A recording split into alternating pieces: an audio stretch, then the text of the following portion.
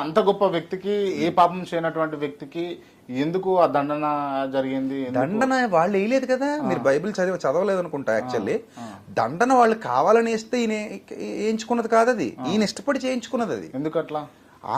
ఇప్పుడు సర్వ పాప పరిహారార్థం అంటే మానవాళి పాప పరిహారార్థం, సర్వ మానవాళి పాప పరిహారార్థం అంటే హిందువులు క్రిస్టియన్లు ఎవరైనా కానీ అందరిది.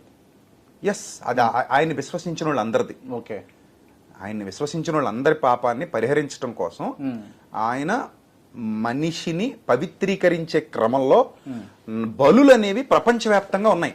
ఈవెన్ హిందూ మతంలో కూడా అశ్వమేధ యాగం అంటారు, బలులు ఉన్నాయి, బలులు ఇస్తారు. గోవులను కూడా బలులు ఇచ్చినట్టు హిందూ మత చరిత్రలో ఉంది. నా దగ్గర ఎవిడెన్స్ ఉంది, మీకు కావాలంటే ఇప్పుడే చూపించగలను. సో బలులు ఉన్నాయి. ఈ బలుల్లో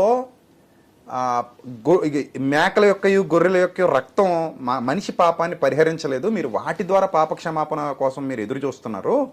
ఈవెన్ భగవద్గీతలో కూడా ఉంటుంది, యజ్ఞాలు హోమాలు వేదాలు ఎందుకు చెప్పబడినటువంటి యజ్ఞాలు ఇవన్నీ మీరు చేయడం ద్వారానే మీకు నివృత్తి కలుగుతుంది అని ఉంటుంది. సో బృహదారణ్యకోపనిషత్తులో కూడా ఉంది ఆ సందర్భాలన్నీ కూడా. సో అంటే బలుల మీద ప్రపంచం ఆధారపడింది. Not only Jews, not only Mesopotamians, not only Indians, all over the world, not only Greeks, all over the world బలుల మీద ఆధారపడింది. బలులు ఇచ్చేవారు, వాళ్ళు పాప ప్రక్షాళన కోసం బలులు ఇచ్చేవారు. సో ఆ బలులు ఇచ్చే క్రమాన్ని వాళ్ళు ఎలా నేర్చుకున్నారు, ఎక్కడి నుంచి నేర్చుకున్నారు, అన్ని మతాల్లోకి బలి సంప్రదాయం ఎలా వెళ్ళింది అనేది మనకు తెలియదు.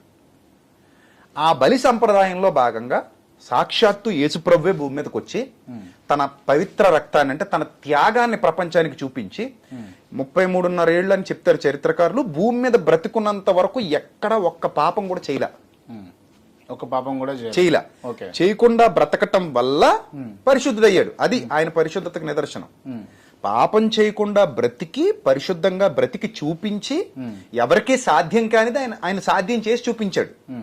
అంటే ఒక గొప్పవాడు అన్నవాడు కూడా అందులో పడతాడు, కానీ ఎందులో కూడా పడకుండా నాలో పాపం ఉన్నదని మీలో ఎవడు స్థాపించగలడనే స్థాయిలో ఆయన తన గొప్పతనాన్ని చూపించి కలువరి శిలువలో తన పవిత్ర బలియాగాన్ని జరిగించి, నేను నా పవిత్ర రక్తాన్ని ధారపోస్తున్నాను, మీరు మారండి, నేను మిమ్మల్ని క్షమిస్తా, సో నేను మిమ్మల్ని క్షమించి నిత్య జీవానికి తీసుకెళ్తా అనే వాగ్దానం చేసిపోయాడు ఆయన.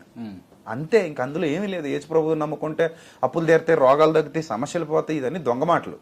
ఇప్పుడు మనం గొర్రెన మేకనం పోసమ్మ తల్లికో తలుపులమ్మ తల్లికో బలేస్తాం కదా హిందూ సాంప్రదాయంలో. చిన్నప్పుడు మేము కూడా తలుపులమ్మ గుడికి వెళ్ళేవాళ్ళం, మా నాన్నగారు వాళ్ళు వెళ్ళేటప్పుడు మేకను బలేస్తారు. మా పక్కన సత్తమ్మ సంబరం జరిగేది, సత్తమ్మ తల్లి సంబరం. సో మేకను బలేస్తారు. ఆ రక్తం, నేను నా చిన్నప్పుడు ఎక్కువ సత్తమ్మ సంబరంలో ఉండేవాడిని. అక్కడ మా ఇంటి పక్కనే గుడి.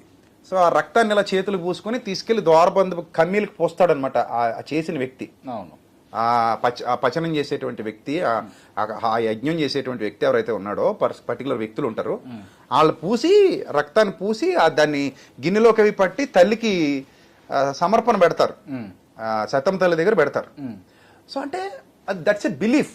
ఇప్పుడు మనందరి పాపాలు ఈ గొర్రె మీద మోపుతున్నాం, దీన్ని బలేసేస్తున్నాం, సాక్రిఫైస్ బలేసేసి ఇక్కడతో మా పాపం తొలగిపోయింది, మొక్కుకున్నాం, కోణి మొక్కుకున్నాం, మేకను మొక్కుకున్నాం అనే బిలీఫ్ సిస్టమ్ ఏదైతే ఉందో, in the same belief system పాత నిబంధన కాలంలో కూడా ఉండేది.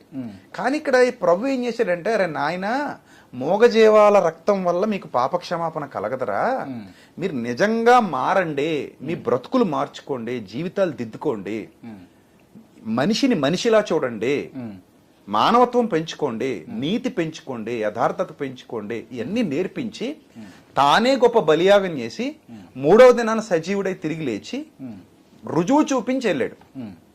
అది క్రిస్టియన్ బిలీఫ్ సిస్టమ్.